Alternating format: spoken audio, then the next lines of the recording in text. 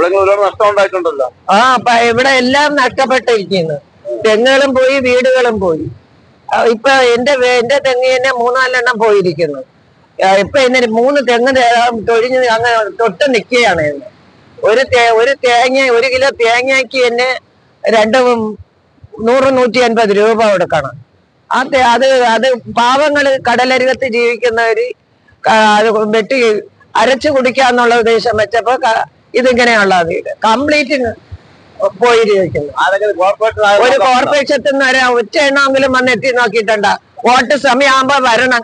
പിന്നെ ഇവിടെ പാദം തൊട്ടുമുട്ടായി ഒരു കംസറും വന്നിട്ടില്ല, ആരും വന്നിട്ടില്ല. വോട്ട് സമയത്തിന് എല്ലാരും വരും. MLA വന്നിട്ടില്ല. കടലരികത്ത് അവർക്ക് ഉപ്പ് പിടിച്ചു പോകും. അല്ല, നമ്മുടെ ഒരു മുഖ്യനായിട്ടുള്ളത് MLA എന്നാണ് പറയുന്നത്. മുക്കോയും MLA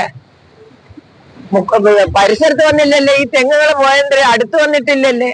ഒരൊറ്റ എണ്ണ അവര് AC-യിലിരിക്കുന്നു. ഞങ്ങള് തന്ന് വിട്ടല്ലേ കസേരയിൽ കയറിയിരിക്കായി. അപ്പൊ ഇത് അറിയിക്കാം.